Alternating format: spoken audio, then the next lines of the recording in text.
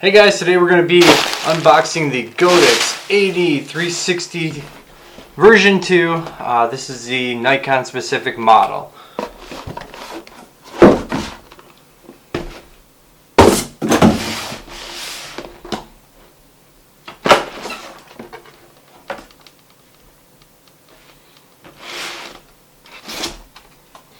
Alright, so taking the lid right off the top, you can see the pieces that we have right here is the actual flash unit.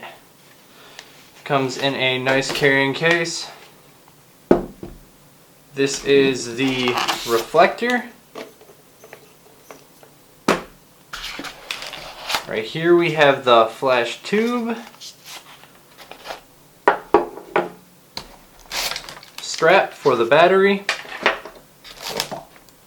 Power cable from the battery to the actual AD360, shoe stand, power charger, and the actual Propac PB 960 battery.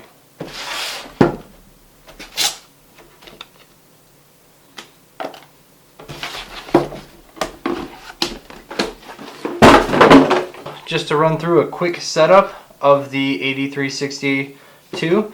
You're going to need the flash tube, place it in here. They've actually put two little dots, red dot right there, and there's a red dot inside there that allow you to line up where to place the flash tube, just so you're not trying to push it in the wrong direction. Push it down, make sure it's secure, and then there's a twisting knob on the side that allows you to make sure there's some tight pressure on that flash tube.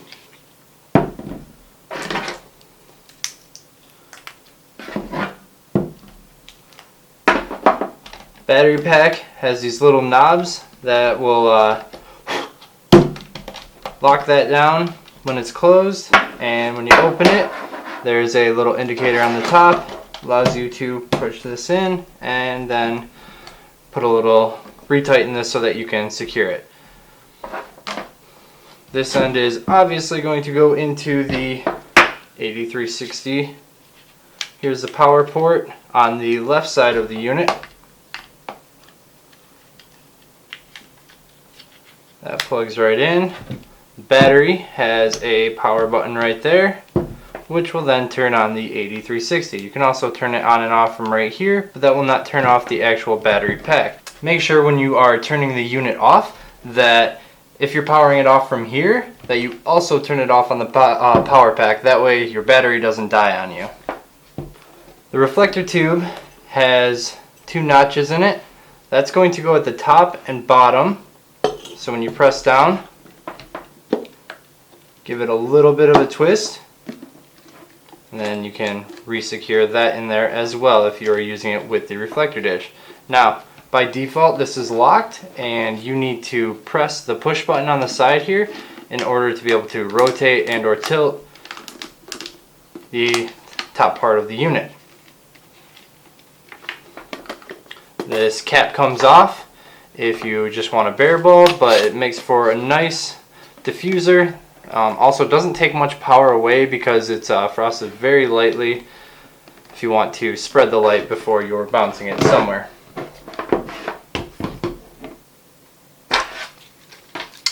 This strap is for the actual battery. The battery has two things on the side that allow you to strap this in if you want to either use this for a shoulder piece, if you want to use it for a shoulder strap, or if you want to kind of hang it from a stand or something like that. This is a shoe mount. Oof, tight fit. That's what she said. This is a shoe mount for the bottom of the AD360. It actually slides on right here. It is a very tight fit, which is nice, but it's actually kind of a bit of a pain to get on and off. But that'll allow you to stand it up freely. It's pretty well balanced, pretty stable, so that's nice, just a little too tight. On the bottom of that there is a mount for tripod or stand so that you can secure it to that.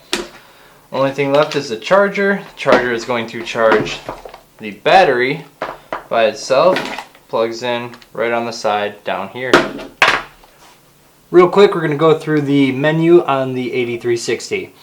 Mode allows you to switch from manual, the stroboscopic mode, RPT, and TTL. On TTL and manual, you use the second button to control the power or flash compensation. The S1, S2 is if you're using it with another unit, and S1 will actually fire off of the initial flash, much like a radio trigger. The S2 function will switch it to fire after a pre-flash. So if you've got something going and firing a pre-flash for a TTL reading, then this will fire on the second flash, not the first. Sync is actually just for high speed sync. Turn that on and off. You can see the little H indicator when it's on or off. If you have auto FP enabled, auto flash pulse enabled in your menus, then when you exceed the shutter speed, shutter sync speed of your camera, then it should automatically go into high speed sync without you doing anything. This button on the right here actually changes the different modes. So this first one is making this unit a commander using optical transmission. The second menu is making this a slave under optical transmission. Third one is making this a master for radio transmission, which you can see the indicator change right here. That's a radio now. And this last one is making it a slave for radio. If we were using this with the Godox X1 trigger and we keep this as a slave, we now have control of the power output from the X1 controller. So you can see as I modify the A group, this power output will change right here. Same if I go down or switch it to TTL. Now it's going in TTL instead of manual power output. In addition to being able to be controlled by the Godox X1 radio controller, the AD360 can also be controlled by a Godox TT685 or the new V860II. Thanks for watching the video, guys. I hope that this walkthrough of the Godox AD360 helped you out with the basic functions or informed you if you were looking to purchase it. If you have any questions about this or the entire Godox lineup pretty much right now, feel free to comment and I'll try to answer them the best I can. If you are looking for any tests, I've got a few in my channel already, but I've been running quite a few lately, comparing the power outputs of the AD360 versus like the 8600 and stuff. So all that information's on my channel, but if there's something that you're looking for, if I can't answer it, I'll try to run the test and help you guys out. So subscribe for more, and thanks for watching, guys.